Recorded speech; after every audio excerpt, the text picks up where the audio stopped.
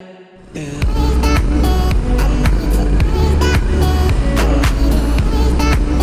back.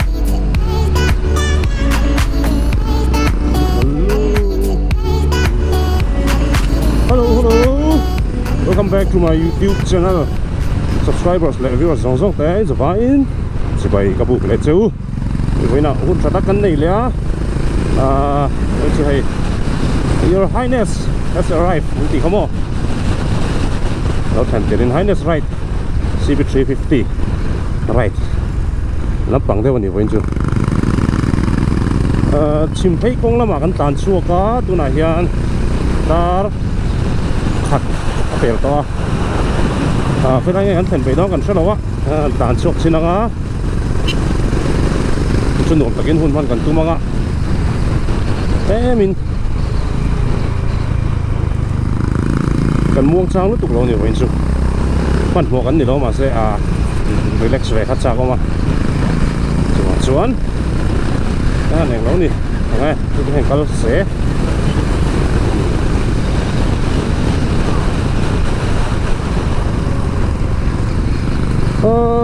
เนี่ยชิมไรส่วนนู้นมุ่งมั่นตะก้าหันไรเลยพวกกันนั่นในมังแล้ววะ subscribers เลย viewers แต่พออินสองครบมาอาศัยเป็นเอาคุณสตักกันในเนี่ยเฮียนี่ไรเรียนทำแล้วตักกันตูดไปจูกันนิดช่วงเราหน้าอินอุนทราเทียนอินมินหันไปแล้วลองมามันนี่ติดช่วงอินเอาไปไหนเฮียเนี่ยก็สวยกันไร destination กันนี่แล้ววะชิมไปกองหินนี่ตบมาติเฮียนลันดานด้านิน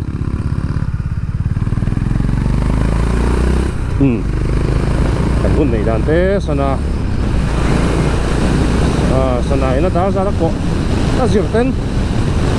กันเท่งให้เราไม่ถีบบอกรวมตะกร้าชกันตุ้มปดดอนนี่เว้นสุดใบขัดนี่กันตุ้มใบขัดหุ่นหันโซเวลเล่มขันนี่เล่มเราโม่เว้นสุดใบขัดกันตุ้มนี่ใบขัดriders kan ni John baik hit kan hal tur ni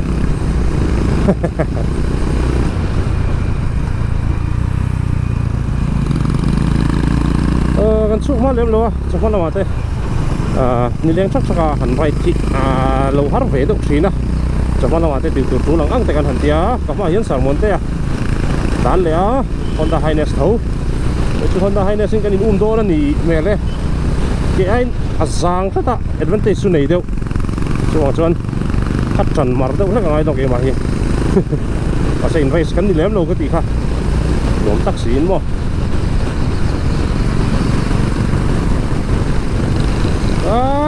có đủ mal và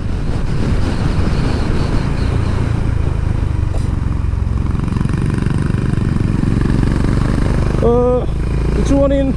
khi cần thì vắt rẻ lắm lần đầu thấy khóc mày giveawayกันติเวทีด้อนกันตุ้มชินัง 5K กันติงเจ็บ 5K กันติงเทคุณหา giveaway ถ้าตกตัดตีกันตุ้มังวันหนุ่มโตได้ subscribers และ viewers ได้เลย9 โลกเต๋อ active ลึกตุกเราเต๋อวางอินในดำดินแล้วแต่พอนี่ performing giveaway ถ้าตักตีกันตุ้มังแล้วปันไรมาตีจนมั้งหุ่นตูร์ขัดจู 5K แต่หันติงชินพอดีละตีจวนอินกันเชียร์เท่าแรง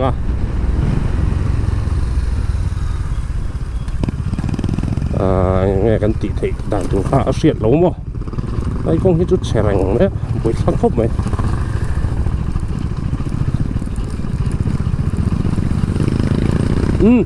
ส่วนกี่หัวเว่ยค่ะใส่ชุดสมองเนี่ยยังไงกันกี่หัวเว่ยยังตีเพกันจูแล้วใส่เทนี่หรอว่ามาจะชัดโต๊ะตักตีกันตุ้มโดนแล้วนี่ไม่เชี่ยนี้มั้งมีป้านี่มั้งนกปังนี่มั้งปุ้ยจริงก็มั้งอันว่านี่ตาหน้าชัดตัวเริ่มจ้างตัวหลังเสียกันไงตัวชวนชัดเด้อตีกันตุ้มโดนนี่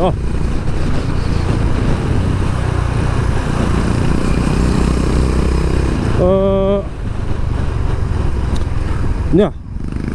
อะไรที่หาครบมาสิเลงเตะมันหุ่นเตะเราวิ่งหนังเราชีนะไอ้บางเฮียนดวงคน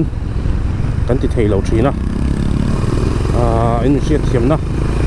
กันเงี้ยนั่นนี่ไปหนาเฮียนวิ่งกี่มันอินติดแทง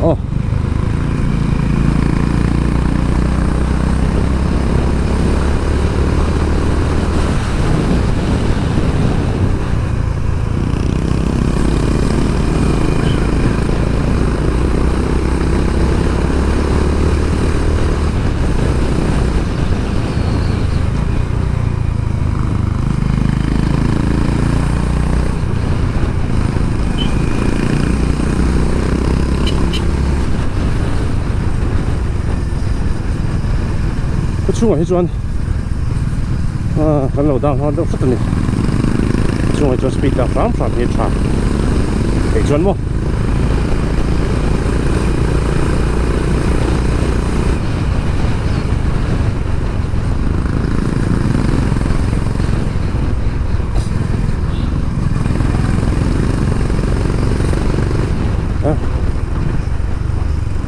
thì helmet khum lo hiện giá lệ vắc thì nó bôi khop mà ấy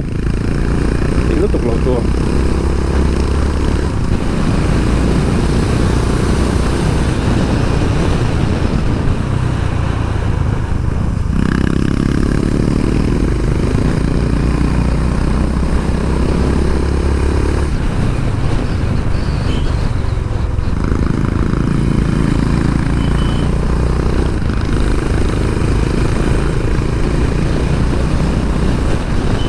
cái petrol pump ông tổ mình không tổ nhìn là nó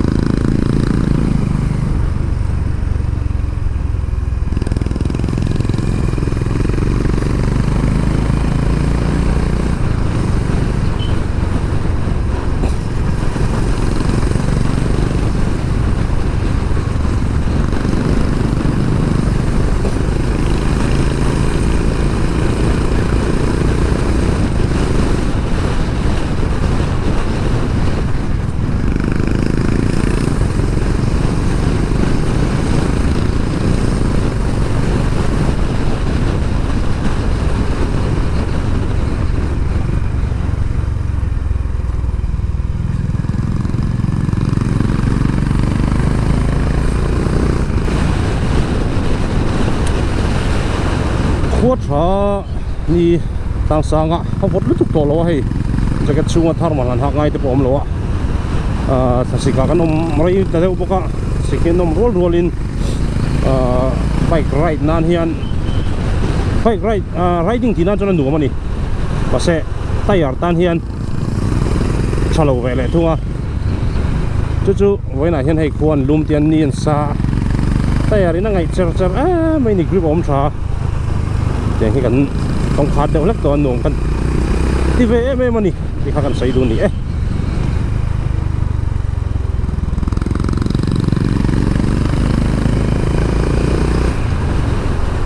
hi kong hin siam tha lek to kan nom khop mai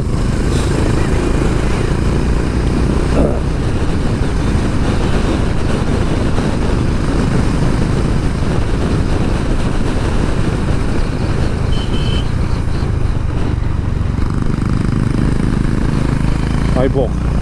lục phải hoa về mà nuo tất cả những công việc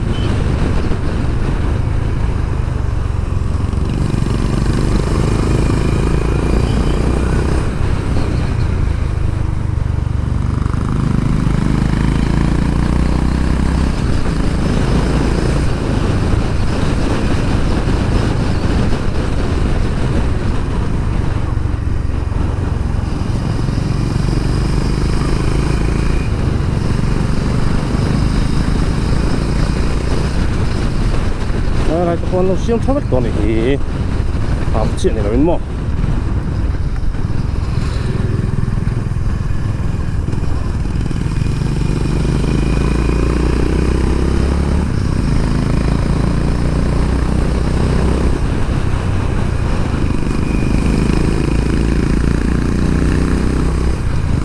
kong tha hi chan ting por ngai kong hi lo la thar ve do thina mo lu thil etc le noi ban lu noi ang chi kha tam thina ni kan thiat vek kha ko ko por ngai nal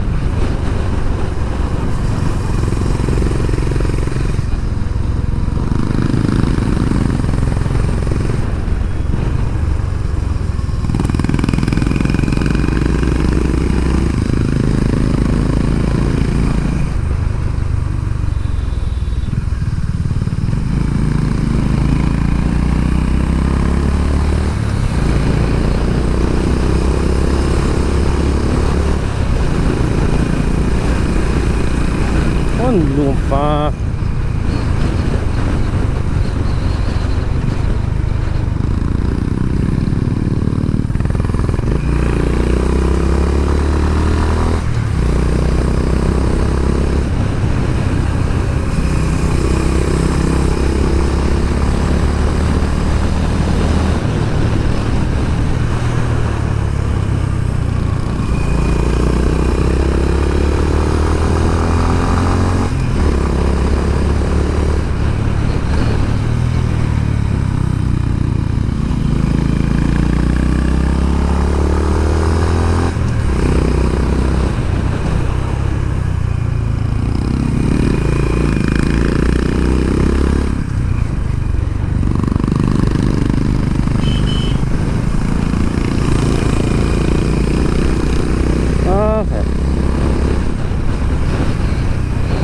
đúng vách tổ mày ở này rồi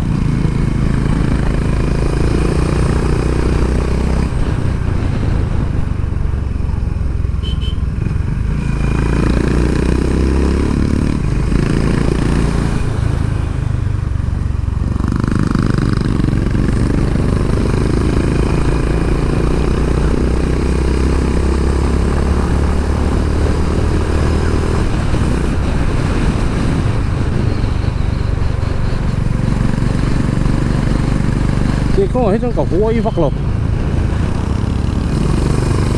thế mà con lui đâu bằng chi hình nuông cái gì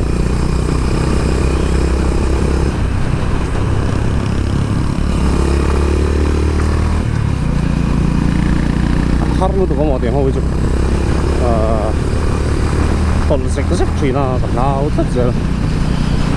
còn phi lâu nó lắm ta cái này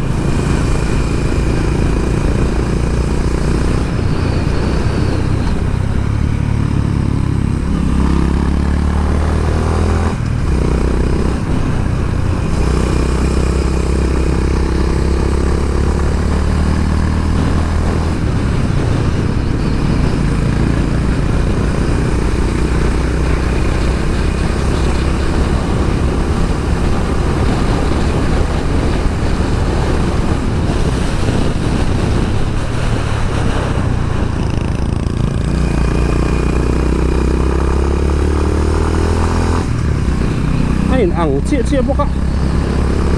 dan pel chu ho takani stock low ve kan tonga a front sprocket hi 14.2 takang 13 kan down ve a ni ang chi kan ni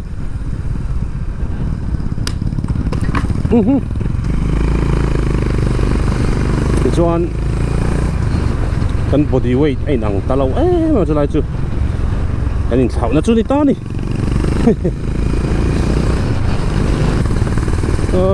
tonight yan CB350 ho an thal na sai me ya mi zoro a bigin ai zoro mo sa thakop me ya lo mom katia CB350 owners lo ni ve na highness or RS engpo CB350 owners lo ni ve na nom ka ti ni dia an bike khalang ngei te an thal par hi chu a thamun sa kan mi pon an du ve ni ti sia thian mo mi pon than ti ve ni ti sia thian anuam ka ti em ma chu kan zeptel ve zo ni chuanin good luck to all the new 350 owners CB 350 owners in tiang age new kan ti deuh khara ke ni po kan rail tu cholo ne chuna rail lawa ngoya in lo la palang CB 350 hian right row nuam lutuk hai ke ni po kan right charger nuam tak ani Sports Touring đèn bốc xí án về thì vách thầu xem không nó bé mini tin con ta lắm bằng hậu tu te này door en call tu te staff te an fel me ma kalau ula valeng ula leitur kerlau pon inquiry te vati ula fel lutuk ipon hel set kan ibig lo de ha kan kalve ta pa lo du sak tu ma kha chumi khami ani wanga du sak big kha an ni om ka thelo ni ki ma chon mo hi engma fakter na le ti vel om lo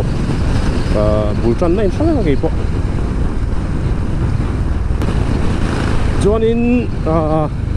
sticker hi comments lamate ka du veron ti chinin oma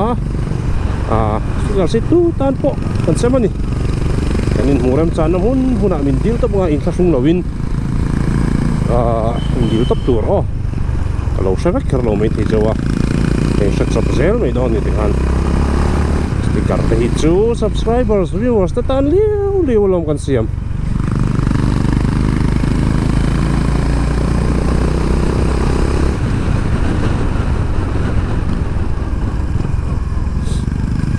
hi chú hẳn rộng lỗ lo sẽ chú có thể khóc mày có cần break không? Khóc bố nào có tuổi mò lên lầu mò hầu lít tụ ca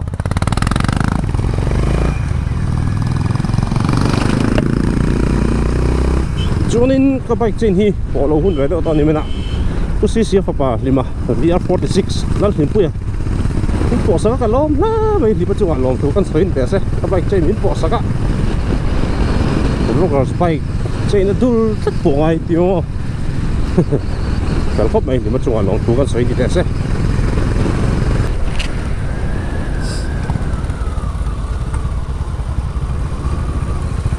dai lim dai da wa đây so bịa so đầy hiệp đây kìa bục đây kìa